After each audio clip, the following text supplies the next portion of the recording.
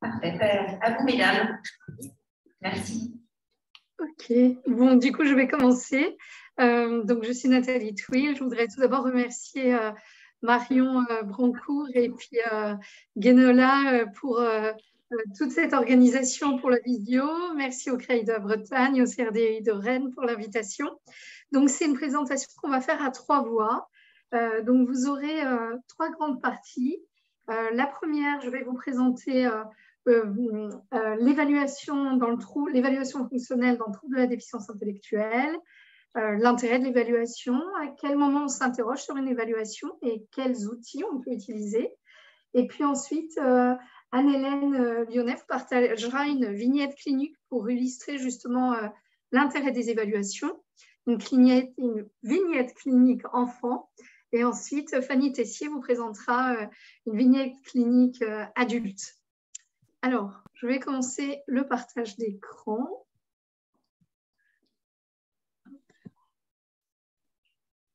Voilà. Et voilà. Est-ce que c'est OK pour vous? Vous l'avez en grand? Oui. D'accord.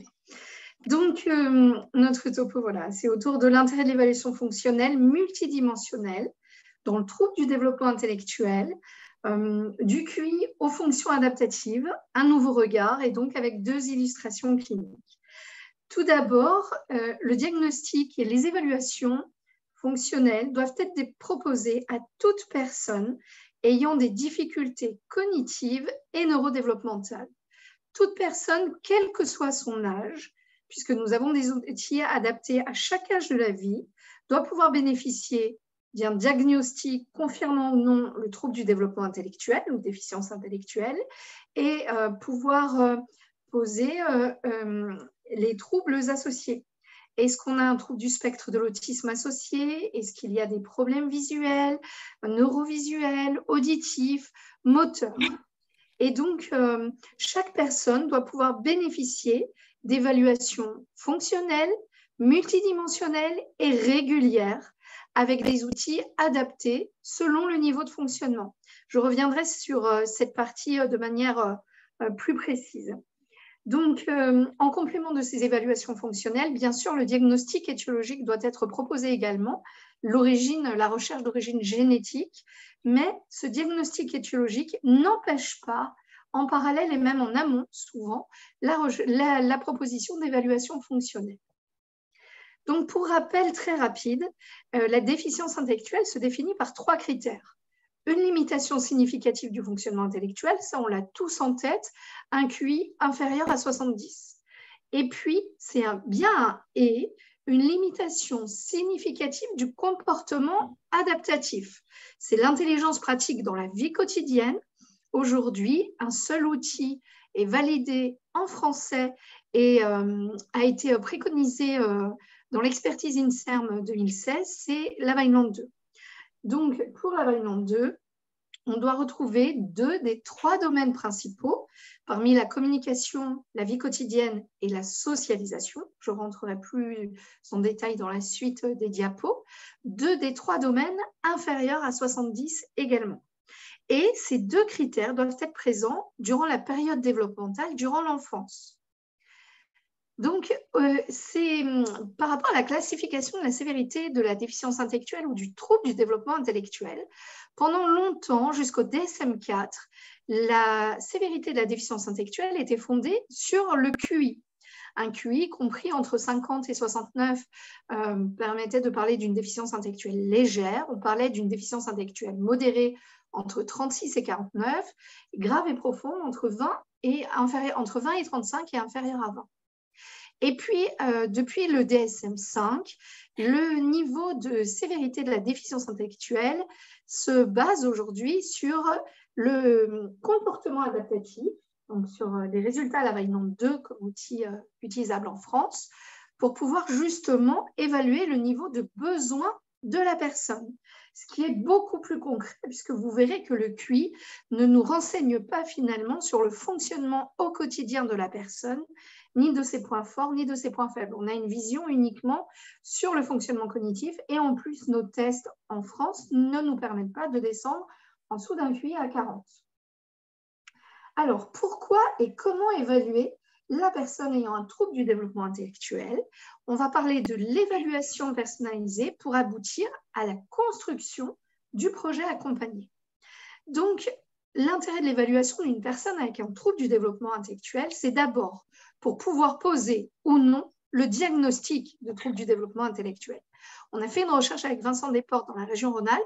On s'est rendu compte que c'était une recherche sur des enfants de 6 à 13 ans, ayant un diagnostic de trouble du développement intellectuel, et beaucoup d'entre eux n'avaient pas eu d'évaluation pour pouvoir poser ce diagnostic. Même si on sait que le diagnostic peut être clinique, il est aussi nécessaire de pouvoir utiliser des outils. L'évaluation va permettre d'aider à l'orientation scolaire et l'orientation professionnelle des personnes avec un trouble du développement intellectuel. Et puis, cela va nous permettre de construire le projet de vie de la personne dans une optique d'autodétermination, en prenant en compte le choix de la personne et en la mettant dans une boucle positive de confiance en soi. Et puis, bien sûr, l'évaluation multidimensionnelle va permettre d'orienter les prises en charge au plus près des besoins de la personne, de vraiment individualiser ces prises en charge et de pouvoir évaluer les traitements médicamenteux ou la nécessité de la mise en place de traitements. Alors, je vais vous présenter ce tableau de Vincent Desportes. Je voulais vous parler du travail que nous avons fait au niveau national avec un groupe de professionnels représentant diverses professions, que ce soit des psychologues, neuropsychologues, ergothérapeutes, orthophonistes, psychiatres, pédopsychiatres, neuropédiatres, pédiatres. Et nous avons, suite à ce travail, édité un livre, l'évaluation fonctionnelle dans la déficience intellectuelle. Et l'idée était justement d'arriver à pouvoir lister tous les tests utilisés dans la déficience intellectuelle pour pouvoir évaluer le fonctionnement d'une personne. Et donc, on s'est intéressé à la partie évaluation formelle, cognitive et psychopathologique. Même si on sait que l'évaluation fonctionnelle regroupe plusieurs thématiques, l'évaluation médicale et somatique, l'évaluation écologique en situation d'interaction, l'environnement et l'écosystème. Mais là, je vais vraiment centrer ma présentation sur cette partie-là, qu'est l'évaluation formelle, cognitive et psychopathologique. Donc, on s'est basé sur cette liste de tests et chacun des professionnels a coté de manière, en suivant des critères très objectifs que nous avions désignés en amont, comme la robustesse du test, la pertinence dans l'utilisation de ce test dans la déficience intellectuelle, y a-t-il des normes françaises, de quand date le test? Et donc, on est arrivé ainsi à un consensus par domaine, je vous en reparlerai tout à l'heure, sur l'utilisation des tests les plus pertinents par domaine. Et donc, l'évaluation fonctionnelle, il faut bien penser évaluation multidimensionnelle. Donc, on va penser au QI, bien sûr, mais aussi au comportement socio-adaptatif, à l'étiologie, je vous en ai parlé tout à l'heure, la recherche génétique, au psycho-affectif, à l'évaluation des troubles du comportement et aux facteurs environnementaux. On va s'intéresser aussi à la diversité culturelle et linguistique.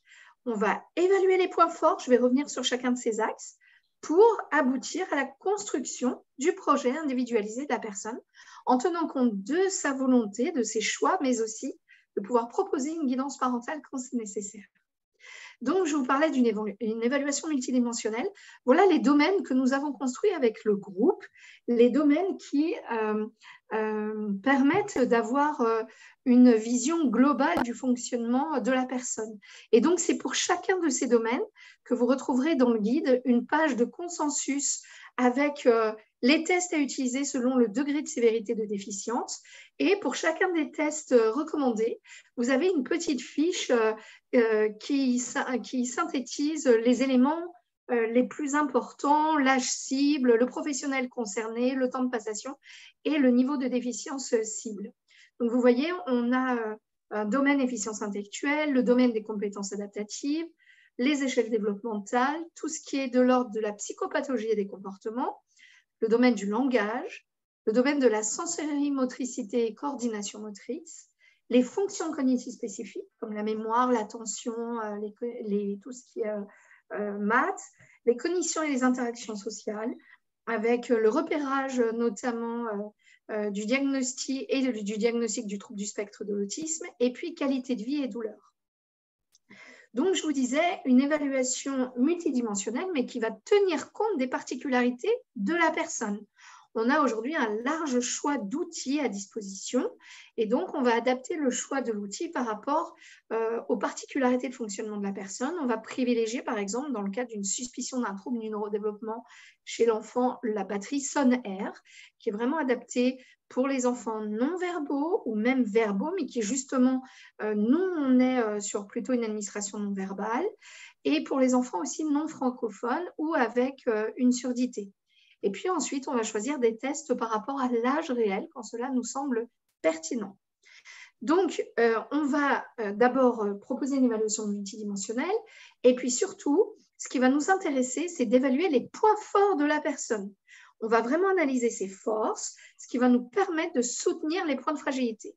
Et vous savez que chez l'enfant, on va prioriser la prise en charge de ces points de fragilité en priorité. Et puis, on va travailler les points forts. Chez l'adulte, au contraire, on va soutenir le niveau d'autonomie déjà acquis et on va plutôt trouver les moyens de compensation par rapport aux points de fragilité. Donc, on va toujours bien penser à, vous savez, cette répartition de 50% adaptation, 50% rééducation. Donc, je vous disais, une évaluation des fonctions intellectuelles présente quand même des limites parce que là, ce qui nous intéresse, c'est de pouvoir vraiment mettre en avant les points forts de la personne, mais aussi ses fragilités. Et souvent, pour les profils cognitifs les plus fragiles, le QI n'est pas assez discriminant pour pouvoir avoir cette variabilité du profil et puis finalement peu informatif sur l'orientation de la prise en charge qu'on va pouvoir proposer à la personne. Et surtout, avec le QI, on n'a pas l'impact du trouble du neurodéveloppement de la personne sur son quotidien. Et donc, on est en difficulté pour construire les projets d'orientation et d'accompagnement individualisé. C'est pour ça qu'on va vraiment utiliser la Vineland et l'évaluation des fonctions adaptatives pour vraiment mettre en avant ses points forts et ses points de fragilité. Et puis, on évalue vraiment avec la Vineland l'impact au quotidien des troubles de la personne. Parce que le comportement adaptatif, c'est la façon dont une personne va pouvoir seule ou avec d'autres s'adapter aux exigences et aux contraintes de son environnement pour atteindre un objectif particulier ou plus généralement pour vivre en s'adaptant au contexte que la personne va rencontrer. Et donc, on va vraiment pouvoir faire la différence entre ce que la personne fait ou ce qu'on pense qu'elle peut faire. Et vous voyez la nuance comme elle est importante. Et on va aussi évaluer le niveau d'autonomie par rapport à la prise d'initiative de la personne. Et ça, c'est important de pouvoir l'évaluer parce que vous savez notamment, par exemple, que des enfants peuvent avoir un très bon niveau cognitif ou en tout cas une déficience intellectuelle légère qui parfois ne nous permet pas de solliciter une demande d'AESH. Et très souvent, la Vineland va pouvoir nous mettre l'accent sur le niveau de besoin de la personne à l'école, à la maison, dans les différents environnements. Donc, le comportement adaptatif va vraiment évoluer en fonction de l'âge de la personne. On n'attend pas le même niveau d'autonomie à 3 ans ou à 8 ans ou encore à 15 ans, en fonction des apprentissages et des expériences proposées par l'environnement. Et bien sûr, ce comportement adaptatif va être influencé par l'éducation, par la personnalité, la motivation de la personne ou les troubles physiques ou psychiatriques qui pourraient impacter son fonctionnement adaptatif. Typiquement, un état dépressif va jouer sur la prise d'initiative de la personne. Donc, avec la Vineland, vous allez évaluer 3 grands domaines à partir de 7 ans et puis un 4e domaine pour les enfants avant 6 ans, 11 mois ou pour les adultes à partir de 50 ans. Et donc, vous verrez à travers les vignettes cliniques qu'à travers ces domaines-là, on a vraiment une idée très précise du fonctionnement de la personne. On va s'intéresser pour la partie communication à la façon dont la personne écoute et comprend les consignes qu'on lui donne, le langage réceptif.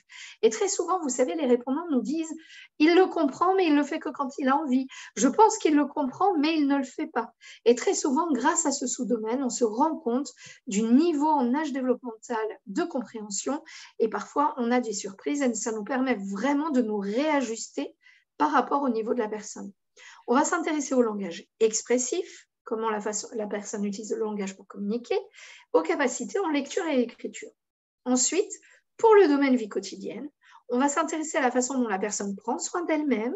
Est-ce qu'elle peut s'habiller seule? Est-ce qu'elle a des difficultés pratiques qui l'en empêchent? Est-ce qu'elle est autonome pour les repas, pour manger, utiliser les couverts de manière adaptée? Est-ce qu'elle peut faire sa douche, prendre des rendez-vous médicaux, faire le réassort de sa pharmacie personnelle? Et puis, on va s'intéresser à comment la personne participe à l'entretien de son domicile. Est-ce qu'elle cuisine? Est-ce qu'elle aide à tâches ménagères? Est-ce qu'elle bricole? Est-ce qu'elle peut préparer un repas pour la journée? Et puis, où est-ce qu'elle en est dans ses capacités autour de la vie en communauté, comme les domaines de notion d'argent, de temps, utilisation des compétences informatiques, utilisation du téléphone. Enfin, la partie socialisation va nous être d'une grande aide pour pouvoir diagnostiquer ou en tout cas repérer, même si on ne va pas jusqu'au diagnostic, mais repérer les atypiques fonctionnements qui pourraient être liés à un trouble du spectre de l'autisme associé. Et vous savez que parfois, quand on a un diagnostic génétique, comme par exemple une trisomie 21, parfois le TSA est au second plan et on met du temps à pouvoir le repérer. Et la Weinand va vraiment être une aide pour ce repérage-là, parce qu'avec la partie socialisation, vous allez pouvoir évaluer comment la personne interagit avec les autres, est-ce qu'elle s'intéresse à ses pairs, est-ce qu'elle peut reconnaître les émotions, montrer elle-même ses émotions, partager du plaisir, s'intéresser aux autres, comment elle mène une conversation, la réciprocité sociale. Ensuite, on va s'intéresser à la façon dont la personne joue et utilise son temps libre et ses capacités d'adaptation. S'adapter à un changement, s'adapter à un imprévu, reconnaître les dangers d'une situation sociale, pouvoir s'adapter à certaines situations. Enfin, la partie motricité va nous permettre d'avoir une vision assez globale de la motricité globale et la motricité fine de la personne. À la fin de la Weinand, vous avez une partie qui est facultative, mais qui permet et qui est très pertinente, qui nous permet d'évaluer les difficultés de comportement. Si vous décidez de ne pas faire cette partie-là dans la Weinand, choisissez un autre questionnaire, mais ne vous dispensez pas de questionnaire pour évaluer les difficultés de comportement. Dans le questionnaire de la Weinand, vous pouvez évaluer les difficultés en comportement internalisé. Est-ce que la personne a du mal à se séparer des autres? Est-ce qu'elle évite, est-ce qu'elle présente un évitement visuel? Ensuite, les comportements externalisés par rapport aux autres. Est-ce qu'elle est agressive, têtue, boudeuse? Est-ce qu'elle peut se laisser manipuler par un groupe? Ensuite, la rubrique C, les comportements divers. Et enfin, dans la section D, vous avez tous les comportements plus sévères, les troubles du comportement plus sévères, comme l'automutilation, les difficultés liées aux troubles du spectre de l'autisme, comme les stéréotypies, les maniérismes. Est-ce que la personne a des troubles du comportement sexuel, etc., etc. Donc, avec la Weinand, on va vraiment pouvoir identifier les forces et les faiblesses de la personne parce que vous allez avoir deux interprétations possibles. La première, c'est pouvoir situer la personne par rapport à la population générale puisqu'on a des normes françaises. Et la deuxième chose, c'est de pouvoir évaluer la personne par rapport à elle-même et voir quels sont ses points forts et ses points faibles. Donc, on va pouvoir cerner le profil de la personne pour soutenir une guidance familiale, pour pouvoir évaluer le comportement adaptatif en complément du bilan cognitif et surtout soutenir la démarche de prise d'autonomie. Grâce à la Weinand, on va pouvoir construire le projet personnalisé vraiment de manière individualisée, pouvoir suivre le déclin du comportement adaptatif lié à l'âge ou pas et pouvoir évaluer les comportements inadaptés. Ensuite, dans l'évaluation globale, donc je reviens sur mon schéma, on va tenir compte de la diversité culturelle et linguistique. Je vous ai mis une diapo, vous aurez les références si ça vous intéresse. Je vais passer plus rapidement ici. Et ces évaluations-là et cette approche-là va nous permettre de construire ensemble, avec la personne concernée, son projet individualisé, en tenant compte dans la mesure du possible de ses choix, de tout ce qui est empowerment, de pouvoir guider l'environnement et puis construire avec elle ses objectifs professionnels et personnels. Alors, quand évaluer? On évalue pour accompagner tout au long de la vie et on réinterroge les évaluations régulièrement. Plusieurs moments importants. Il faut retenir ces moments clés, certains âges clés, 5-6 ans, pour pouvoir poser, dans le cas de la déficience intellectuelle plus légère notamment, le diagnostic de DI. À la fin de la primaire, pour pouvoir avoir une aide sur l'orientation. Est-ce qu'on oriente vers un collège ordinaire, vers une Ulysse, vers un IM Pro? Et puis vers 15 ans, pouvoir faire une évaluation avec une orientation professionnelle et on peut réinterroger l'évaluation dans les choix de structure pour adultes. Mais on évalue aussi la personne en cas d'apparition du trouble du comportement. Vous savez que 60% des troubles du comportement ont pour origine la douleur. Donc, la première évaluation face à des troubles du comportement, c'est la douleur avec l'utilisation de grilles adaptées. Vous avez une liste dans le guide que vous pouvez retrouver, mais il y a aussi la JEDI qui est très connue. Et puis, on va interroger est-ce que l'environnement est adapté au fonctionnement de la personne actuelle? Est-ce qu'on est en présence d'un déclin cognitif? Donc, on va aussi, à ce moment-là, interroger l'évaluation de la personne en face d'une perte d'autonomie ou une suspicion de maladie neurodégénérative. Je vais vous présenter quelques cas et puis ensuite, je laisse la parole à mes collègues. Rapidement, des petites diapos très vite parce qu'elles rencontreront bien plus dans les détails avec leur vignette clinique. Deux situations, JC et LP. Vous voyez que le fonctionnement intellectuel est très similaire. JC a un QIT à 40 et LP a un QIT à 41. Puis quand on voit les scores, je ne vais pas les détailler, mais on voit des profils finalement assez homogènes. Et quand on s'intéresse à leur Vineland, vous voyez, pour deux QI quasiment similaires, on a des Vineland très différentes. Et typiquement, c'est bien la Vineland qui nous aura permis, dans le cas de JC, de proposer une orientation en IME, et dans le cas de LP, vous voyez, avec un meilleur niveau d'autonomie, de pouvoir proposer une orientation plutôt en Ulysse collège. Autre situation sur l'importance de l'évaluation cognitive et du QI, qu'on ne met pas de côté, c'est l'évaluation adaptative et cognitive. Elles sont complémentaires. AB, quand je l'ai rencontré dans le cadre d'un protocole de recherche, il avait un diagnostic d'X fragile associé avec un TSA. Il avait très peu de langage. Il était scolarisé en UM, les unités d'enseignement maternel spécifique TSA, une prise en charge pluridisciplinaire et puis suspicion de DI, puisque 90% des personnes avec un syndrome d'X fragile ont une déficience intellectuelle. La Vineland, elle est plutôt dans ce sens, puisque vous voyez qu'on a 2 des 3 domaines principaux qui sont inférieurs à 70. Là, sur les notes de domaine, vous voyez 56, 52, 29. Et puis, comme il était non-verbal, il y avait une agitation motrice, j'ai décidé de lui proposer les matrices encastrables, en attendant de pouvoir lui proposer une WEPSI plus tard. Et en fait, AB a eu un résultat percentile 90, ce qui veut dire que pour la moyenne, normalement, les scores sont entre 25 et 75. Donc, vous voyez, AB a des compétences intellectuelles, un QI supérieur à la moyenne.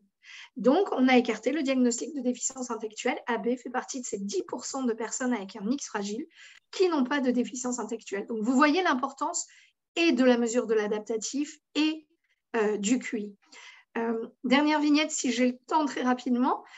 Donc, deux fonctionnements différents. JCM est un adulte de 23 ans qui est en ESAD, porteur de trisomie 21. Il a une déficience intellectuelle, un QI à 46.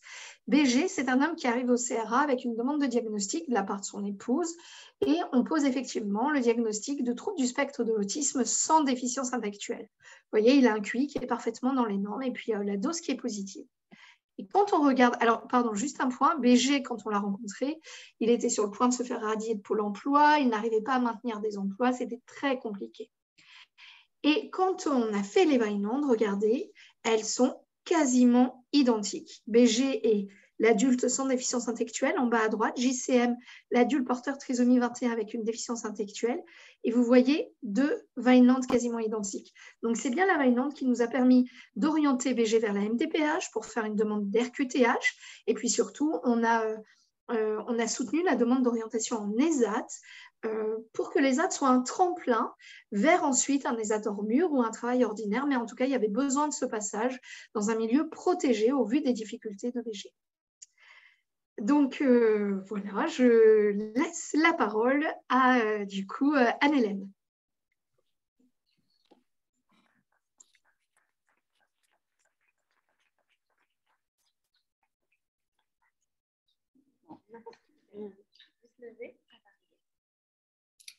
Voilà.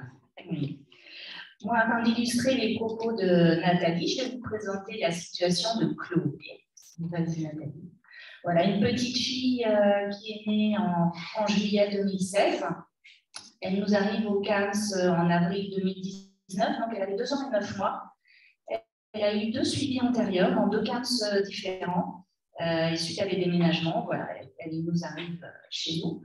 Le motif de consultation est un retard global de développement avec un bilan étiologique négatif. donc métabolique, génétique et neuropédiatrique.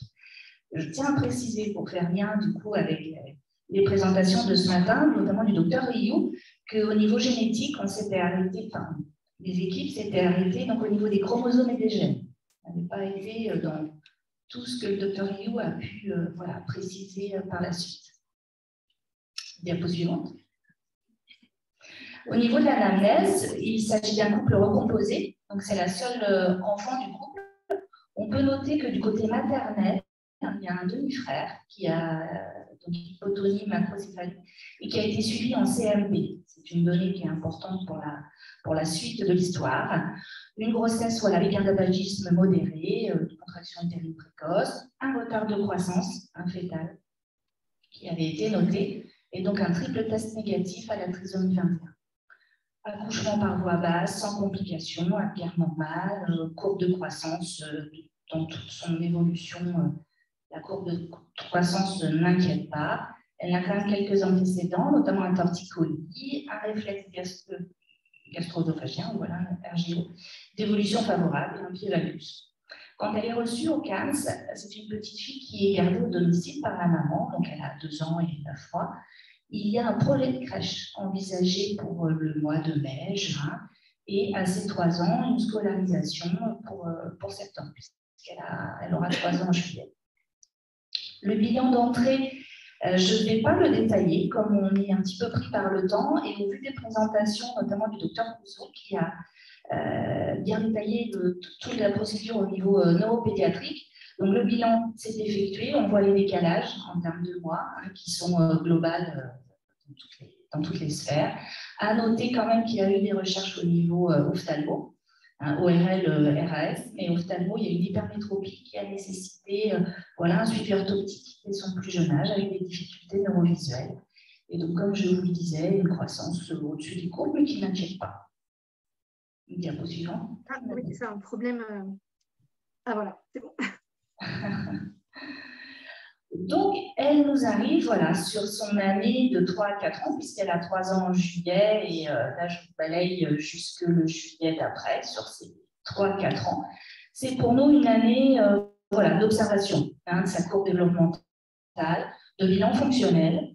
On met en place des soins, prise en charge individuelle, notamment en psychomotricité. Elle participe à 2 groupes, atelier pique-nique, et donc orthophoniste, psychologue, et l'atelier des petits, avec d'autres 6 enfants, et puis ergo et éducatrice. Au niveau accompagnement parental, on sent que c'est une maman, enfin on voit beaucoup la maman, on ne voit pas le papa au CAMS, qui a besoin voilà, de déposer des choses, et on lui propose un accompagnement avec une des psychologues sur le temps où sa petite fille est en atelier des petits notamment. Ce n'est pas régulier, c'est voilà, dans la vie.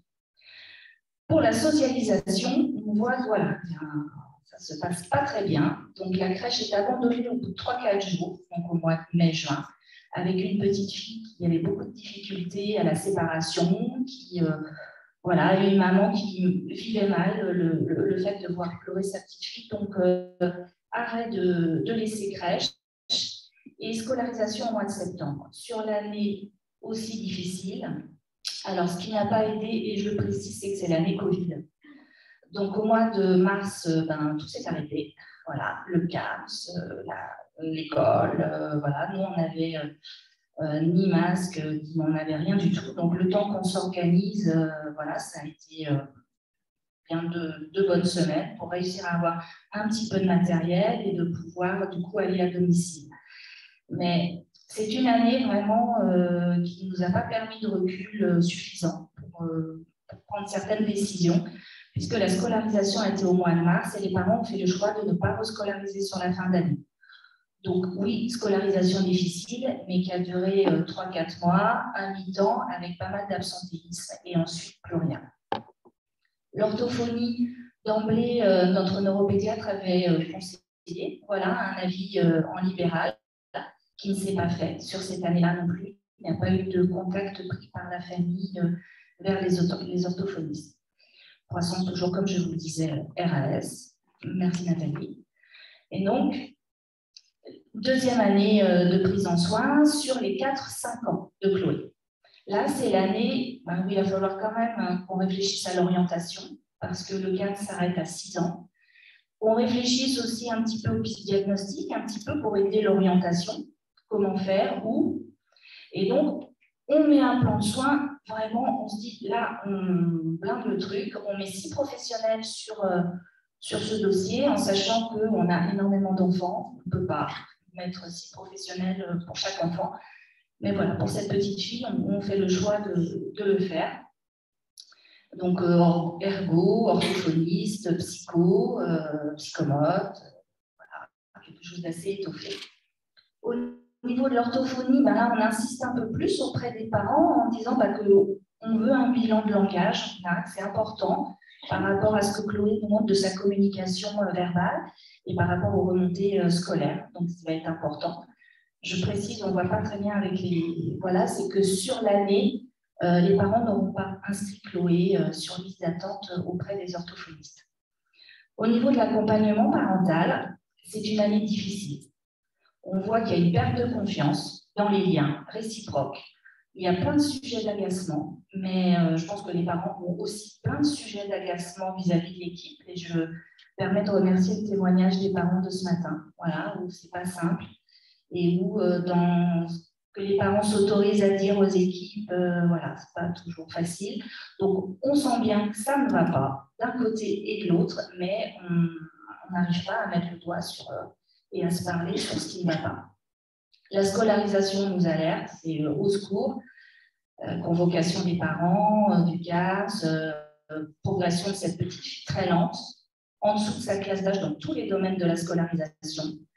Absentéisme extrêmement important sur l'année. Là aussi, il y a du Covid. Là aussi, il y a eu des interruptions scolaires. Quand il y a eu cas contact, la classe était fermée. Enfin, bon, c'était pas simple sur cette année de scolarisation non plus. Donc, concrètement, quand même, à la fin de cette année, le retard global, il est persistant dans tous les domaines. On a des difficultés, je dis on, parce que on a essayé vraiment, avec les parents puis l'école, de prendre ce problème-là, mais on n'arrivait pas à s'entendre.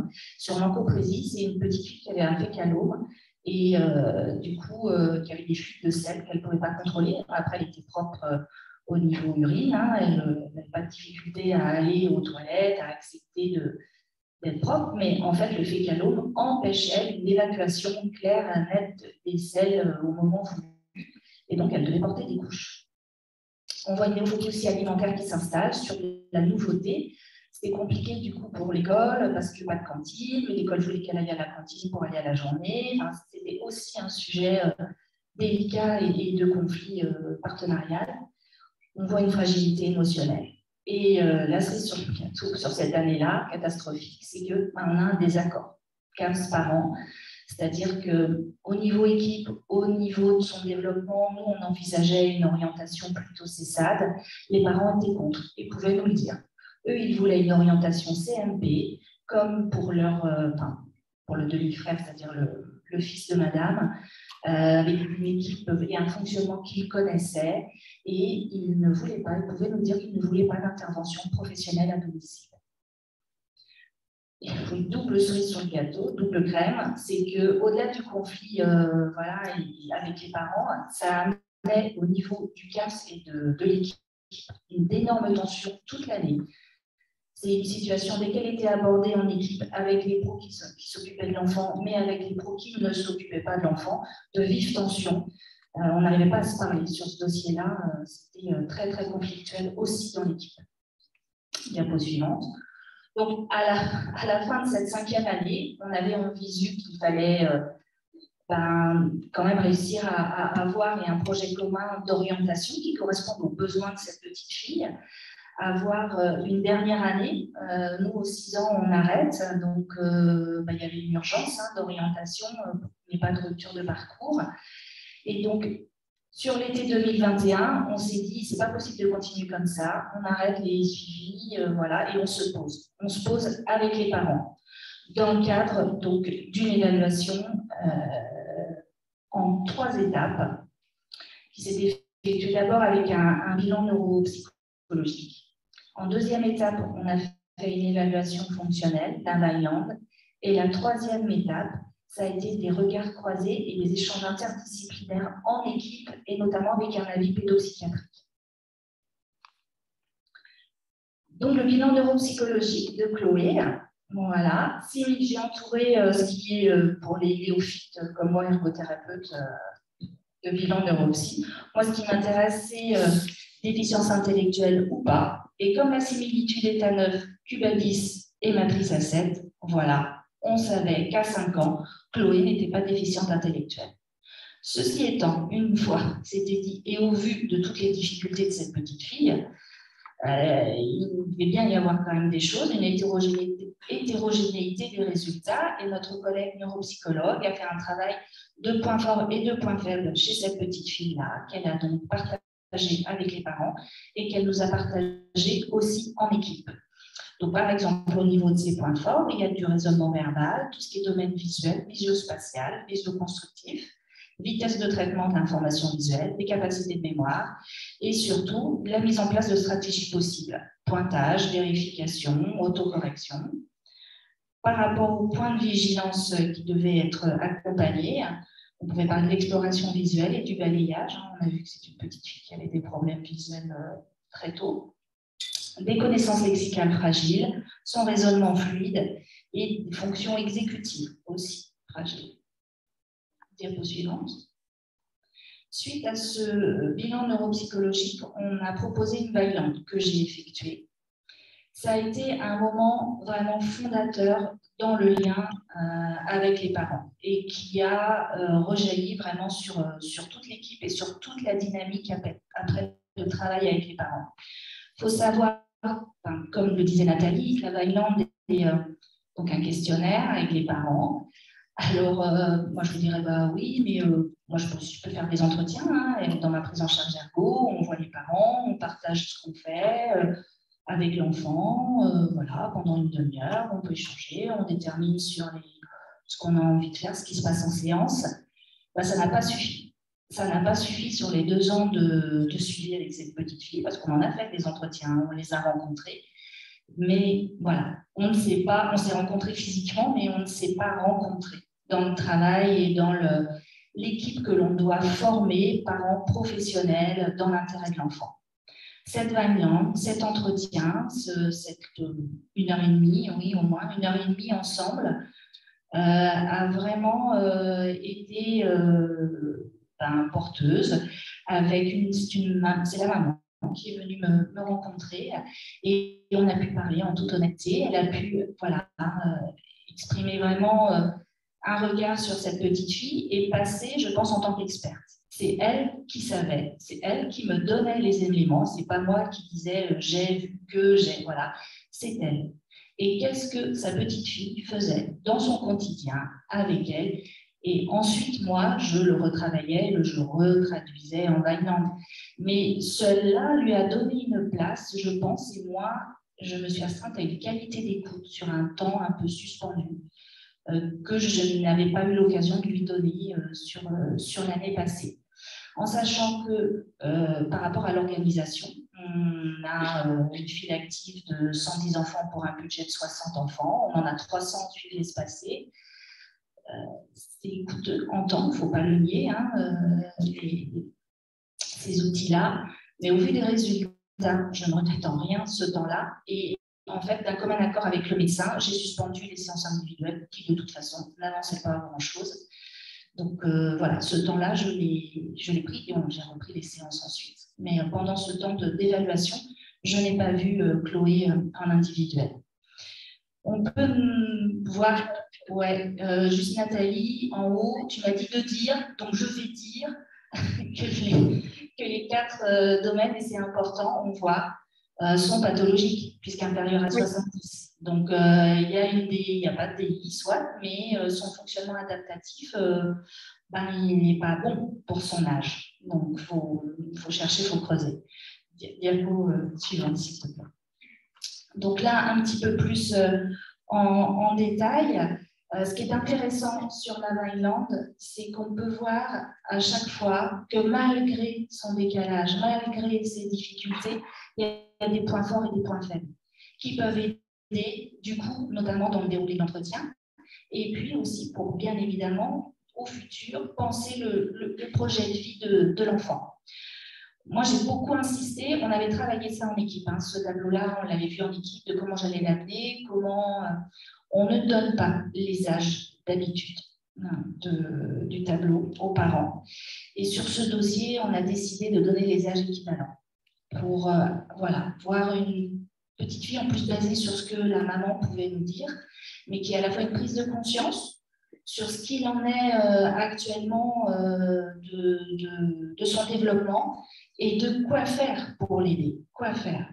Sur les points forts, ça a permis aussi de beaucoup valoriser les compétences maternelles, parentales, parce qu'au niveau domestique, on voit que c'est quelque chose que cette petite fille voilà, a acquis comme compétence, et ça, c'est grâce à l'accompagnement maternel du quotidien. Donc, ça a ouvert le dialogue, ça a apaisé les tensions, ça a donné des perspectives de travail, et on a pu, du coup, rebondir ensuite, à partir de septembre, sur la dernière année de Chloé, avec un plan de soins au plus près de ce qu'on avait pu voir et évaluer pendant l'été.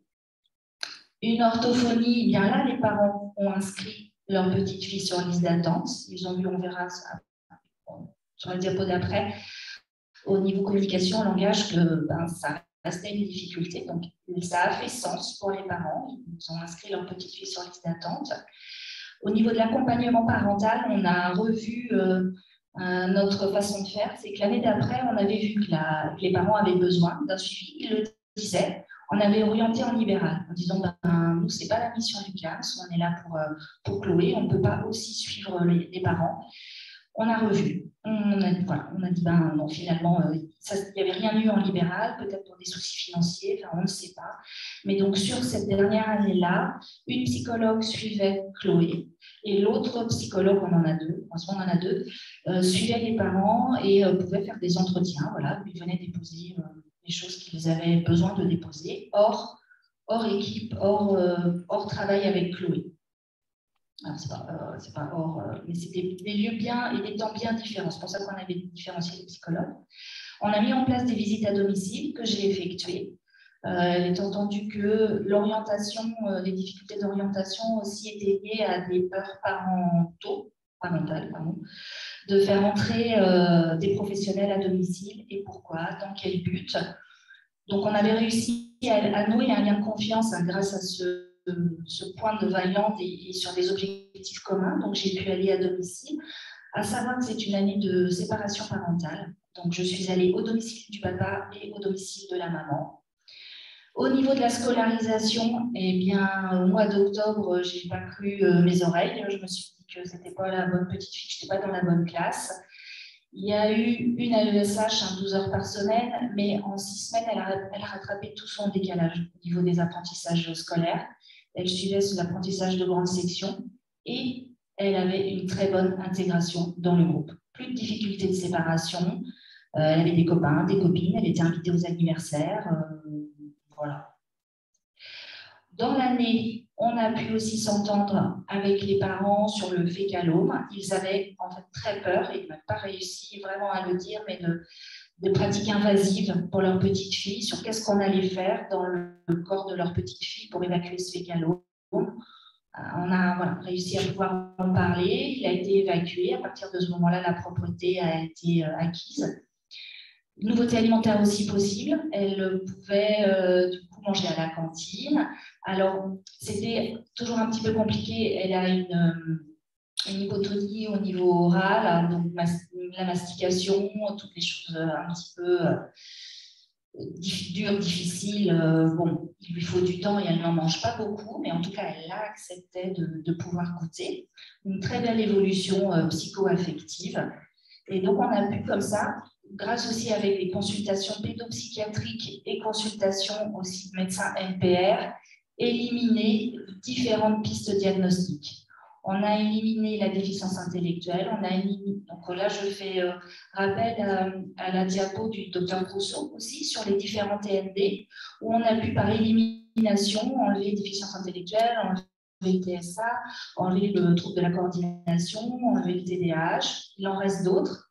Mais en tout cas, on a réussi à s'accorder au niveau des parents aussi pour une inscription CESAD, pour qu'elles puissent continuer à pouvoir être accompagnées sur des évaluations fonctionnelles en voyant ce qui ne va pas.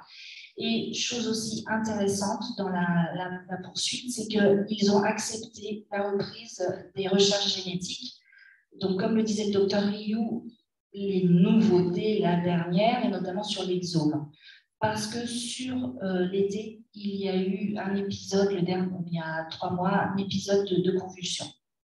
Donc là, ils se sont dit, les parents, que ça valait le coup d'aller rechercher, et tout en ayant beaucoup d'appréhension sur ce qu'on allait faire à leur petite fille et quelles allaient être la douleur, l'inquiétude pour elle de rentrer à nouveau dans une démarche d'examen médicaux. Diapo suivante, Nathalie, s'il te plaît, merci. J'ai souhaité aussi faire plusieurs Vineland, alors pour plein de raisons. Je trouve que c'est un outil qui peut s'utiliser vraiment de manière très différente. On voit 3 courbes. La première en bleu, c'est l'évaluation initiale. Donc on voit quand même la petite fille, elle avait sacrément de difficultés à fonctionner. Rouge, faible, très faible, orange, voilà, et vert, vert c'est tout est OK, elle est dans sa classe d'âge.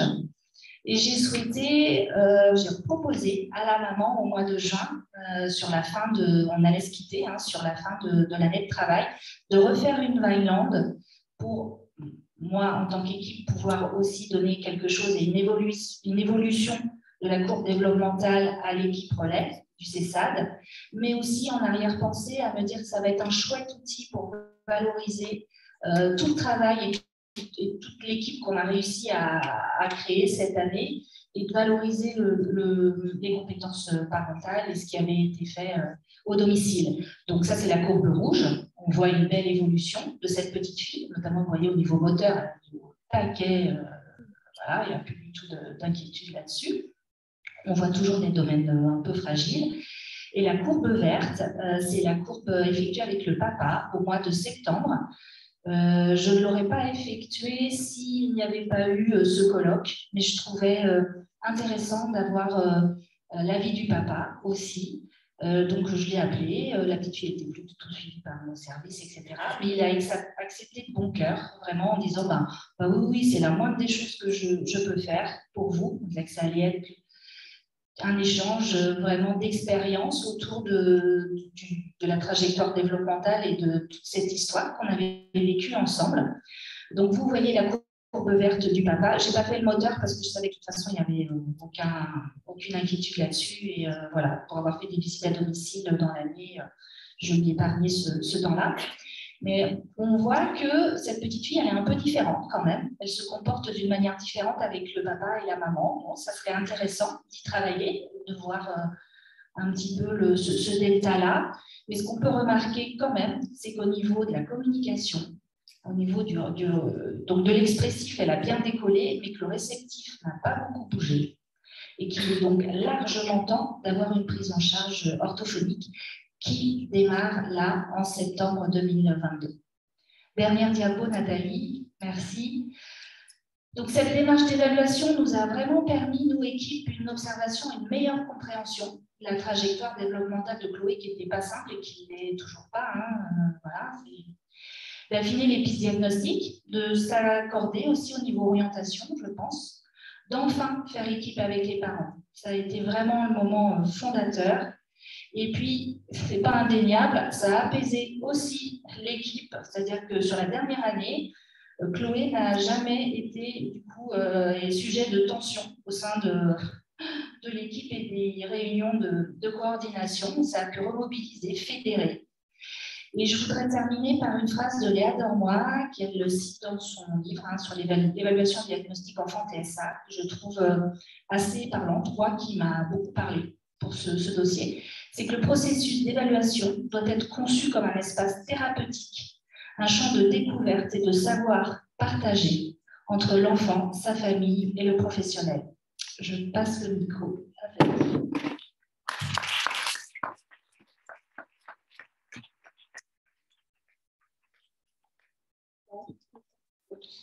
Du coup, à mon tour, je vais vous présenter une vignette clinique sur une adulte cette fois-ci. Donc, je vais vous présenter M. Donc, M, je l'ai rencontré en octobre 2020 dans le cadre d'un protocole de recherche. Donc, il y avait un questionnement de déficience intellectuelle la concernant. Et donc, pour potentiellement l'inclure à une étude et donc lancer des explorations génétiques. À côté, du coup, il y avait un objectif aussi de comprendre un peu plus son fonctionnement cognitif et son fonctionnement adaptatif au quotidien. Pour la présenter un petit peu, donc M, elle a 25 ans, elle habite en appartement. Elle travaille en ESAT à 80% en restauration collective. Et au quotidien, c'est quelqu'un de très anxieux, qui fait beaucoup de crises d'angoisse, qui se bloque beaucoup face à la nouveauté. Le changement, c'est quelque chose de difficile aussi à supporter pour elle. Elle est en difficulté pour prendre des initiatives, pour gérer ses émotions aussi. Et puis l'intégration sociale, c'est quelque chose de très compliqué aussi pour elle. Au niveau de son développement, dans les premiers mois, il n'y a rien de particulier à signaler. Par contre, après, il y a une épilepsie absence qui est apparue à 3 ans, qui a été stabilisée par un traitement. Puis le traitement a été arrêté et finalement, ces crises ont repris en 2017, du coup, quand elle avait 22 ans. Et donc, quand je la rencontre, elle est encore sous traitement antiépileptique. Elle a aussi des anxiolytiques si besoin par rapport aux crises d'angoisse qu'elle peut rencontrer au quotidien. Sinon, à côté de ça, elle a 2 sœurs qui ont un syndrome de Gilbert et il y en a une des 2 qui a un syndrome dépressif. Au niveau de son sommeil, c'est compliqué. Elle se réveille 2-3 fois par nuit environ pour aller aux toilettes. Au niveau de son alimentation, elle me décrit qu'elle mange beaucoup, qu'elle a une tendance à grignoter et qu'elle doit être régulée là-dessus. Au niveau de ses loisirs, elle pratique le badminton et le théâtre. Elle lisait un peu avant, mais elle ne fait plus beaucoup ça. Et sinon, elle sort de temps en temps avec ses sœurs et aussi avec le SAVS, le service d'accompagnement à la vie sociale. Au niveau de ses prises en charge, elle est suivie par un psychiatre et elle voit aussi ponctuellement la psychologue de l'EDAT. Et au niveau de sa scolarité, donc elle a redoublé son CP. Elle a passé son brevet avec une AVS. Ensuite, elle a fait un CAP de service à la personne. Puis, elle a commencé un CAP d'agent polyvalent en restauration, mais finalement, ça ne s'est pas bien passé, donc ça a été interrompu. Donc ensuite, au niveau des évaluations qui ont déjà été faites quand je la rencontre, donc en 2011, il y avait un bilan qui avait été fait en psychomotricité et en ergothérapie. Et ce bilan-là rapportait du coup des troubles praxiques, visio-spatiaux, exécutifs et pour les gestes. Et il y avait aussi déjà eu un bilan fait en 2019, un bilan neuropsychologique, suite à un questionnement par rapport à sa latéralisation. Et ce bilan-là, du coup, il rapportait une bonne coopération de sa part, une compréhension clinique qui était normale, mais un vocabulaire limité, une mémorisation qui était lente et coûteuse. Donc, moi, je l'ai vu, donc, pour reprendre, en octobre 2020, et on a commencé par faire une évaluation cognitive ensemble. Son profil, pour reprendre un peu les courbes de Gauss qu'on a vues depuis le début, pour resituer un peu la moyenne, on va la situer donc entre 80 et 120 à peu près, et on va avoir donc ce seuil à 70, ou en dessous, on va parler de déficit pour le coup. Là, ce qu'on voit, c'est un profil très hétérogène avec la vitesse de traitement, le raisonnement perceptif et la mémoire de travail qui sont bien en dessous de la moyenne, mais par contre, un très beau point fort pour la compréhension verbale qui est dans la moyenne attendue. Pour détailler un petit peu dans les domaines, au niveau de la compréhension verbale, moi, ce que je notais, c'était le fait que quand je lui posais des questions, elle semblait se censurer. Elle me disait rapidement qu'elle ne savait pas. Je sentais que dès qu'elle n'était pas sûre d'elle, elle préférait dire qu'elle ne savait pas plutôt que de se tromper. Sinon, sa compréhension des consignes, globalement, ça se passait plutôt bien. Au niveau du raisonnement perceptif, elle avait des difficultés visio-spatiales pour se repérer dans une figure. Elle stressait beaucoup, elle se bloquait aussi face aux items que je pouvais lui proposer. Je pense que ça lui générait vraiment beaucoup de stress et c'était dur du coup pour elle d'organiser ses stratégies, de mettre en place une procédure pour réussir les modèles proposés. Et elle a pu voir aussi que je pouvais l'étayer moi en lui posant des questions, en lui disant par quoi tu vas commencer, comment tu peux continuer ensuite et ainsi de suite. On pouvait noter aussi qu'il y avait plusieurs fois où elle pouvait réussir des items, mais en dehors du temps imparti. Donc, ça montrait comment, par moment, c'était son temps de traitement qui pouvait lui faire défaut. Ça se recoupe justement avec la vitesse de traitement qui est très compliquée, avec des difficultés de motricité fine pour elle, avec vraiment le geste, tout le bras qui est crispée en fait, quand il s'agit avec un crayon du coup d'être la plus rapide possible pour refaire plusieurs signes. Aussi, elle ne mettait pas forcément beaucoup de guidage visuel en place et il n'y avait pas forcément de stratégie pour essayer d'être plus efficace. Et puis, il y avait 3 erreurs attentionnelles qui étaient là aussi. Et enfin, donc, pour la mémoire de travail, c'était quelque chose qui était assez compliqué aussi pour elle en termes de concentration. Elle saturait rapidement face aux informations que je pouvais lui donner. Par exemple, sur les calculs, il y avait des problèmes arithmétiques que je lui proposais et on voit vraiment comment dès qu'il y a un contexte et plein d'informations autour, ça vient vraiment la gêner et ça fait beaucoup trop de choses à traiter en même temps. Donc ensuite, on a fait donc, la mainland. Là, ce qu'on retrouve, donc ça va être un profil qui est globalement en dessous de la moyenne, mais on voyait quand même un point fort au niveau de son autonomie, alors que la socialisation et la communication, c'était plus compliqué pour elle. On va voir aussi des hétérogénéités au sein de plusieurs indices, et on va revenir dessus. Au niveau de la communication, donc là, pour le coup, je viens à la slide suivante, s'il te plaît. Merci. C'était plutôt homogène sur ces aspects-là, donc avec des scores qui étaient globalement faibles. On va voir au niveau de sa compréhension, ça peut être difficile pour elle de comprendre des expressions imagées, de rester concentrée pendant plus de 30 minutes sur un support. Et puis aussi, dès qu'il y a des consignes multiples, dès qu'il y a plusieurs choses à traiter en même temps, ça, c'est des choses qui ne sont pas possibles pour elle. Aussi, elle ne peut pas traiter une consigne qu'elle a attendue 5 minutes avant. Ça fait trop court. Ça se recoupe justement avec ce que j'avais pu observer au niveau de la mémoire de travail plus tôt, c'est que dès qu'il y a trop de choses en même temps à traiter, c'est trop pour elle, tout simplement. Au niveau de son expression, globalement, elle s'exprime plutôt bien. Ce qui va être plus difficile pour elle, ça va être d'exprimer des idées complexes, comme par exemple de donner des consignes complexes, expliquer à quelqu'un un trajet, par exemple, à faire, une procédure à mener, quelque chose comme ça, ou expliquer un objectif à long terme, ça va être quelque chose de compliqué aussi pour elle. Ou alors expliquer une idée de plusieurs manières aussi. Quand quelqu'un ne comprend pas en face, de pouvoir réexpliquer autrement, ça c'est des choses qui ne lui sont pas possibles. Au niveau de l'écriture et de la lecture, sur la lecture, elle me disait qu'elle lisait des romans et des nouvelles avant, mais finalement, elle ne lit plus beaucoup maintenant. Et au niveau de l'écriture, elle me dit qu'elle n'écrit quasiment plus depuis la sortie des études aussi. Au niveau de la vie quotidienne, donc là, c'est très hétérogène. On a le domaine domestique qui est dans la moyenne, le domaine de l'autonomie dans la communauté qui est faible, qui est fragile plutôt, et puis l'autonomie personnelle qui est faible pour son âge. Au niveau de son autonomie personnelle, on va voir qu'elle peut s'occuper d'elle-même, elle va avoir des difficultés pour se coiffer, pour suivre des prescriptions médicales aussi. Donc, par exemple, ces médicaments, elle va souvent oublier de les prendre et puis elle va avoir besoin que sa mère soit un petit peu là pour la guider et s'organiser, en tout cas, surtout pour l'organisation de la prise du traitement. Et puis, ça va être compliqué aussi pour elle de prendre des initiatives. Au niveau de l'autonomie domestique, donc comme je le disais, elle vit seule en appartement.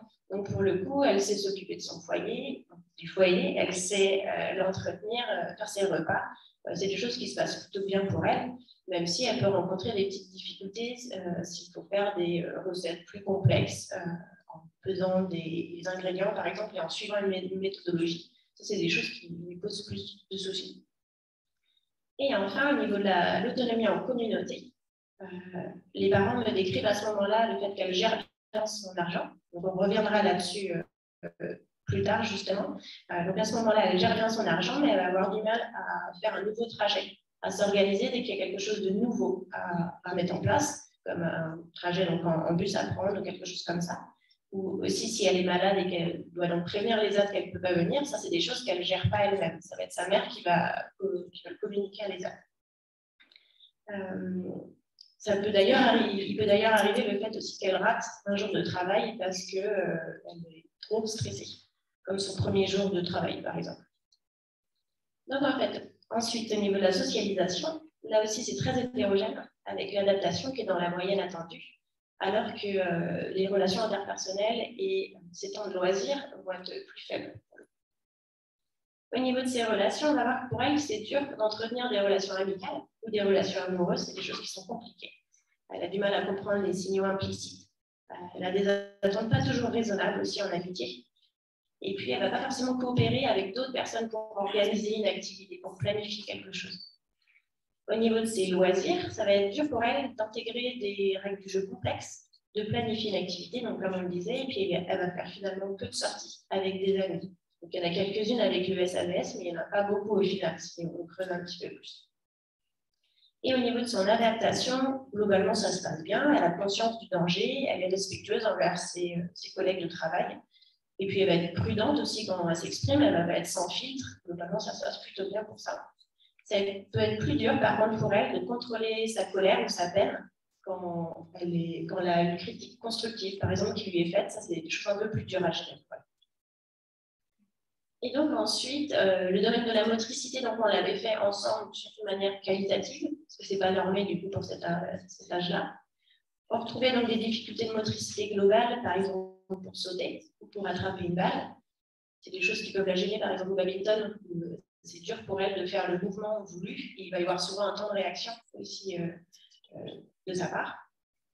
Et des difficultés aussi de motricité fine. Donc, par exemple, pour tourner le poignet, pour faire des nœuds, ça c'est le genre de choses qui sont compliquées pour elle. Et enfin, donc, le domaine des comportements problématiques, du coup, là, pareil, qui n'est pas normé aussi, pour reprendre un petit peu les nouveautés qu'on a apprises à ce moment-là. Donc, on va apprendre qu'elle peut, par moment, éviter les autres, elle peut préférer être seule, elle peut éviter, en fait, de manière générale, les interactions sociales. Elle peut pleurer ou rire trop facilement. Elle peut être parfois triste sans raison apparente. Elle peut parfois manquer d'intérêt pour la vie. Elle peut être un peu impulsive. Elle peut parfois se conduire de manière inappropriée si on lui incite. Et puis, elle suce parfois son pouce. Elle peut avoir certains rituels. Et puis, il peut y avoir un peu d'automutilation aussi par moment. Du coup, pour conclure un petit peu le bilan qu'on avait fait ensemble, donc moi, j'allais dans le sens d'une déficience intellectuelle légère, avec un très beau point fort quand même au niveau du raisonnement verbal. Et du coup, ça a permis de l'inclure au protocole de recherche. Et donc, il y a eu des recherches génétiques qui ont été commencées. Au niveau des préconisations, j'allais dans le sens déjà, premièrement, d'un suivi psychologique au vu de la quantité des difficultés autour de l'anxiété, de la gestion des émotions qu'il y avait. Donc, peut-être un suivi psychologique en plus de ce qu'il y avait à l'ESAT, peut-être en binôme ou peut-être quelque chose de plus intensif. C'était des questionnements, en tout cas, que j'avais fait part aux parents.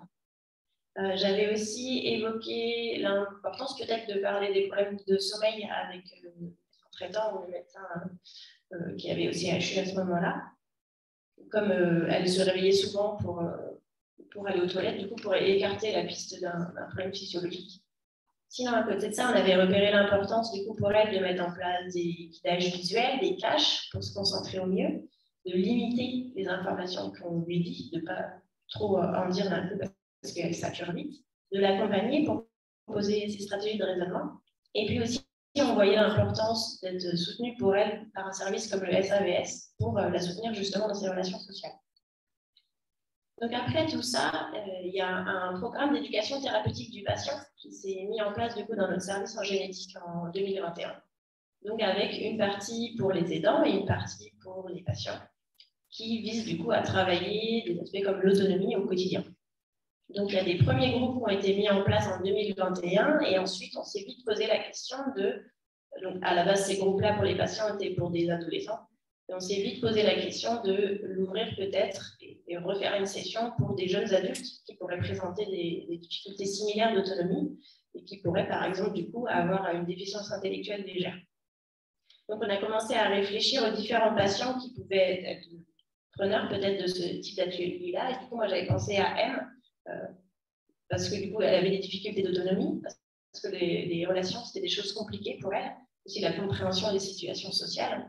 Et aussi parce que ça peut être intéressant peut-être pour elle de rencontrer d'autres jeunes qui ont des problématiques similaires. Les parents étaient aussi assez demandeurs de ça. Donc ensuite, en 2022, donc mi-2022, donc très récemment, on a fait le bilan éducatif partagé. Donc moi, j'ai fait celui de M avec ses parents, enfin, je l'ai fait avec ses parents. Et en parallèle, donc il y avait une collègue qui l'avait fait auprès de M. Globalement, ce qu'on apprend depuis, donc parce que ça faisait 2 ans que je ne les avais pas vus, donc le traitement anti-épileptique a été arrêté. Ça va mieux pour elle. C'est vrai que je lui avais oublié de dire ça tout à l'heure, c'est qu'elle se plaignait de troubles de la mémoire quand je l'avais fait en 2020. Et elle décrivait en tout cas des hallucinations aussi, des ombres qui passaient. Et là, finalement, quand je revois ses parents, ils me décrivent que ça va beaucoup mieux, que la mémoire est redevenue, eux, ils trouvent comme avant. Et que ça va beaucoup mieux là-dessus.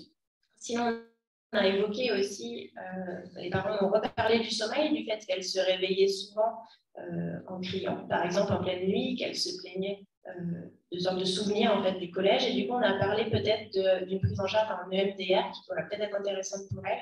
Donc, c'est une thérapie qui vise, par le mouvement des yeux, à retravailler certains souvenirs qui ont été mal vécus. C'est une technique qui avait été développée à la base pour les traumatisés de guerre. Et du coup, c'est quelque chose qui peut-être pourrait être pertinent pour aider M dans cette situation-là. Et sinon, on a reparlé aussi des dépenses, parce que les parents m'ont dit que finalement, c'était très, très, très compliqué au quotidien, les dépenses, et qu'elles semblaient faire beaucoup d'achats compulsifs. Et du coup, eux se posaient la question d'une mise sous tutelle, et ça, c'est quelque chose qui n'était pas trop accepté, en tout cas pour l'instant, de la part de M. Et enfin, le dernier point aussi qui a été évoqué pendant cet entretien, c'est le fait qu'il y avait une délétion chromosomique qui a été identifiée entre-temps, donc grâce au protocole de recherche qui a pu être proposé à M. Et du coup, ça, on a pu pas mal en parler aussi avec les parents. Et la maman, elle, de son côté, décrivait quand même un bon soulagement, même si elle avait bien conscience du fait que, et elle était la première à le dire, que ça ne changeait rien au quotidien, mais elle se sentait vraiment déculpabilisée déjà de tout ça et vraiment soulagée en fait du fait qu'il y ait quelque chose qui ait pu être identifié pour sa fille. Et enfin, donc, ma dernière slide. Donc, pour vous dire, c'est une affaire à suivre tout ça parce que le groupe EDP va se mettre en place donc fin 2022, donc avec le groupe aidant où il y aura les parents de M dans ce groupe et puis de l'autre côté le M qui sera dans le groupe des jeunes adultes puisqu'ils ont accepté du coup de participer à ça. Donc on va voir ce que ça donne et puis l'idée peut-être après aussi de pourquoi pas refaire une Vineland pour voir est-ce que ce serait nécessaire de réévaluer son autonomie, la socialisation, son anxiété, ce genre de choses pour essayer de voir comment l'accompagner au mieux aussi à la suite de ce groupe. Et il y avait aussi des petits questionnements qui peuvent, il y a plusieurs éléments qui peuvent questionner d'un TSA, d'un trouble du spectre autistique. Et c'est des choses qui n'avaient pas été évoquées en 2020, donc ça peut être aussi une question qui pourrait revenir si je la revois prochainement. Est-ce que c'est quelque chose qu'on aborde? Est-ce que je creuse cette piste avec une échelle de dépistage? Voilà.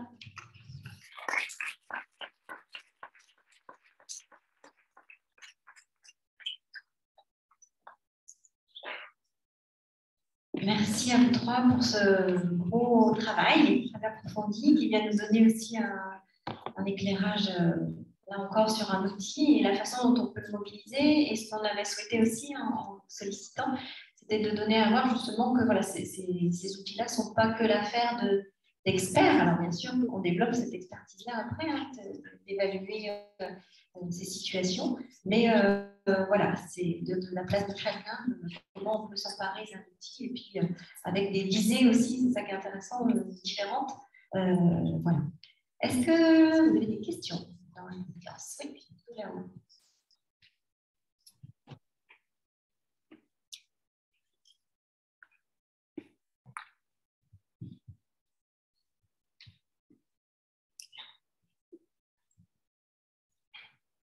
Bonjour, Emmanuelle, infirmière sur la plateforme TND dans le Morbihan. J'avais une question, c'est quand j'ai vu la Vineland pour le petit garçon avec les résultats, dans la petite fille, pardon, oui. Les résultats du papa et de la maman, du coup, comment on peut réussir à être objectivé au maximum la Vineland quand on voit qu'il y a deux regards finalement complètement différents sur cette part, complètement. Il y a quand même des similitudes, mais avec des différences sur certains aspects. Comment vous réussissez à objectiver tout ça? Alors, je vais porter une première partie de réponse, mais Nathalie n'hésite surtout pas à intervenir aussi. Hein, parce oui. que, voilà. Alors, moi, je trouve intéressant, c'est au-delà de l'objectif.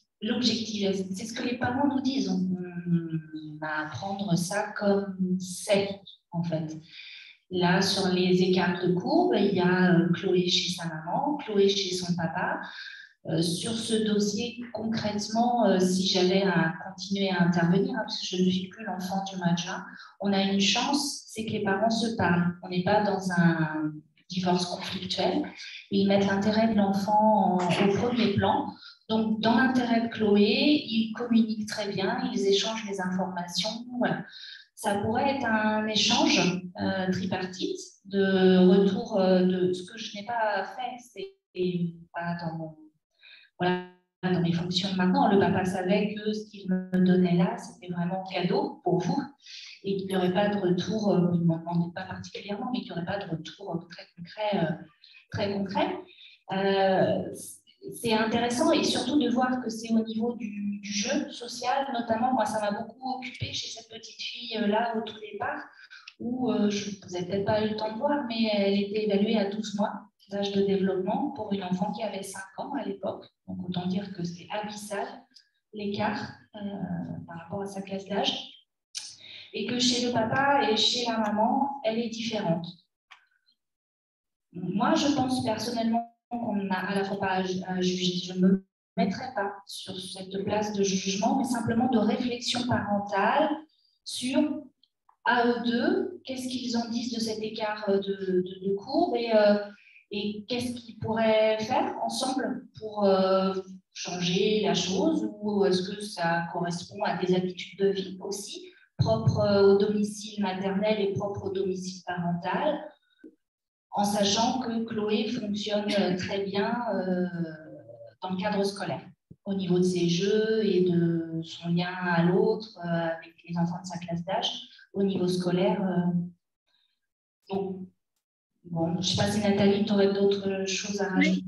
En fait, oui, je suis complètement d'accord avec toi, Anne-Hélène. En fait, ce qu'il ne faut pas oublier, c'est que ces résultats-là sont différents, mais objectivés par des exemples que chacun des parents t'ont donnés. Donc, il n'y a pas de subjectivité de la part des parents qui permettrait d'expliquer cette différence-là. Donc, ça, c'est très important de l'avoir en tête parce qu'effectivement, on a des exemples pour illustrer des différences de fonctionnement, ce qui veut dire que on est sur l'impact de l'environnement et ce qui est intéressant pour Chloé, c'est de voir que le langage, quel que soit l'environnement, est très déficitaire au niveau réceptif. Donc ça permet vraiment de soutenir, effectivement, comme tu l'as expliqué, la nécessité de mise en place de l'orthophonie, ce qui s'est passé. Mais après, c'est de pouvoir reprendre avec chacun des parents et effectivement faire le lien du fait qu'il n'y a pas de conflit sur ce qui fonctionne bien chez l'un et qui pourrait fonctionner bien chez l'autre. Et du coup, de proposer un transfert de compétences, parce que peut-être qu'un environnement plus structuré chez le papa, une façon de communiquer plus directive, des temps de jeu partagés, parce qu'une organisation familiale différente explique ces écarts, notamment sur le jeu et puis tout ce qui est autonomie au quotidien. Et c'est de pouvoir encourager la maman en disant, ben voilà, Chloé peut avoir cette capacité-là, donc on va lui proposer, et là, c'est proposer de la guidance parentale chez la maman pour pouvoir lui montrer que le jeu a un intérêt pour développer la socialisation, qu'on peut proposer à Chloé de participer aux tâches du quotidien, préparer un gâteau, etc. Mais effectivement, c'est très intéressant de voir cette différence et c'est très informatif pour nous, professionnels, pour pouvoir être au plus près des besoins de Chloé, pour pouvoir accompagner les parents aussi différemment en fonction de chacun et surtout de leur mode de vie. Parce qu'on ne va pas changer leur mode de vie, mais on va leur proposer certains aménagements. Merci. Une deuxième question? Oui, bonjour, je suis psychomotricienne à l'IME La Bretèche et en fait, je me questionne sur la Vineland. En fait, elle nécessite quand même des capacités métacognitives, notamment pour quand c'est l'adulte qui le remplit lui-même. Et en fait, je me dis quand on a des patients avec des troubles psy, il y a un déni des troubles. Le questionnaire, quand il est rempli, est-ce que finalement il est fiable quand on va le côté? C'est une première partie de question. Et la deuxième concerne les enfants. C'est pareil, quand on fait remplir des questionnaires, on se rend compte que parfois, on met des allées-lumière dans les réponses de ce que nous, on retrouve en institution. Par exemple, le profil sensoriel de Dan qu'on fait passer, parfois, certaines familles notent qu'ils ne voient absolument rien de particularité sensorielle. Et nous, en institution, on voit des particularités sensorielles. Et donc, voilà, je me questionnais sur, en fait, finalement, la subjectivité, que ce soit des familles ou de l'adulte, sur ce questionnaire. Qu'est-ce qu'on en fait? Est-ce qu'on peut proposer autre chose si jamais on voit que c'est pas, les résultats de l'escompté ne sont pas intéressants? Je pense que tu as bien envie de répondre. Exactement, tu as bien décodé le non-verbal. En fait, c'est ma faute, mais à coup de pas, je ne vous ai pas dit parce que je suis allée vite sur la présentation de la Vineland. On ne le remplit jamais, jamais, jamais avec la personne elle-même, quel que soit son âge, quel que soit son niveau intellectuel. On fait la Vineland toujours avec un répondant, parce que vous avez tout à fait raison. Il y a toute la problématique de métacognition, d'avoir conscience de ses difficultés, d'avoir conscience de ce que l'autre nous amène pour développer notre autonomie. Donc, ce n'est jamais, jamais, jamais avec la personne encouragée. Et donc, on le fait sous forme d'entretien, parce qu'on a aussi le questionnaire, mais qui n'est pas hyper... la forme questionnaire n'est pas très fiable. Et surtout, ce que vous disiez, on le retrouve effectivement très souvent, cette différence entre l'environnement institutionnel, le fonctionnement en IME, par exemple, et le fonctionnement à la maison. Donc, ce qui est important, c'est que pour un enfant qui va être la plupart du temps à la maison, donc pas en internat à l'IME, vous allez privilégier une Vineland avec les parents. Et donc, vous allez avoir une idée du fonctionnement à la maison. Et ensuite, au moment de la rédaction de la synthèse et du plan de personnalisation, du plan personnalisé, pardon, vous allez pouvoir faire le lien avec ce que vous observez sans avoir la nécessité de refaire une Vineland 1. Mais c'est plutôt compléter les axes de travail en disant, par exemple, si on prend les quotidiennes, très souvent, les écarts sont là. Donc, les parents décrivent à la maison des difficultés de participation aux tâches du quotidien. Dans l'établissement, nous avons pu voir qu'avec un support visuel, avec, je ne sais pas, une routine, un planning, la personne participe bien volontairement aux tâches du quotidien et donc pouvoir aider les parents sur ce qu'ils peuvent, toujours pareil, le transfert de compétences qui va aider des parents vers les professionnels parce que les parents sont les premiers experts de leurs enfants et des professionnels vers les parents, c'est pouvoir échanger les compétences de chacun et pouvoir proposer des aménagements que vous avez mis au sein de l'institution qui fonctionnent bien, de pouvoir les mettre à la maison et de pouvoir aussi se servir de ce que les parents ont mis en place à la maison comme support pour pouvoir les utiliser au sein de l'établissement. Mais du coup, c'est 2 temps. C'est l'entretien avec les familles et ensuite, on travaille tous ensemble en pluridisciplinaire sur la construction du plan d'intervention, du projet personnalisé avec notre regard de professionnel. Est-ce que ça répond à votre question ? Moi, je veux bien compléter sur le sensoriel. Oui. Voilà, ça va être difficile de faire quoi sur ce sujet-là, sensoriel.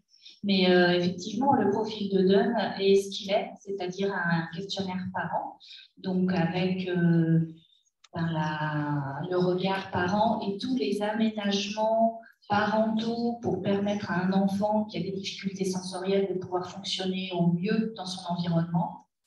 Et ce que je trouve intéressant, du coup, c'est de prendre, et c'est en ça que les recours qui sont parus là, sur la déficience intellectuelle, je les trouve extrêmement pertinentes. Elles ne nomment pas d'outils. Elles parlent de principes, et après, libre aux professionnels de choisir ces outils, et le donne en l'occurrence. Si on veut évaluer, voir comment fonctionne l'enfant dans son environnement au domicile familial, et ce que les parents ont pu mettre comme choses, même sans y penser, mais plein de compensations qu'ils ont mis dans leur quotidien pour permettre à leur enfant de fonctionner. Voilà, c'est le donne qu'il faut prendre. Maintenant, en aucun cas, ça ne va donner un profil sensoriel et on va avoir la réponse à tout de comment l'enfant fonctionne. Ça va être du coup après de compléter le donne sur des observations cliniques, donc notamment à l'IME, comment ce jeune-là fonctionne à l'IME, qui est aussi un environnement protégé, mais comment est-ce qu'il peut fonctionner ailleurs qu'au domicile, dans d'autres situations, et de là, faire une synthèse pour avoir des éléments qui permettront de comprendre son fonctionnement sensoriel. Merci beaucoup. Je vous propose de poursuivre les échanges sur le temps du déjeuner. Donc, il est 13h. On essaye de se donner rendez-vous pour 14h. Le repas étant un cocktail déjeunatoire, vous repassez par le hall où vous allez proposer la pause café et vous allez un petit peu plus loin dans une salle qui vous accueillera pour le temps du déjeuner. Merci. Au revoir, merci. Au revoir. Merci Nathalie. Merci. Merci à vous. Bonne fin de journée. Profitez bien de la journée surtout. Et puis, on se refait un point de débrief ensemble. Merci beaucoup Nathalie. Merci pour tout. Hein. Merci encore pour cette organisation. C'est parfait. Au revoir. À bientôt. Au revoir.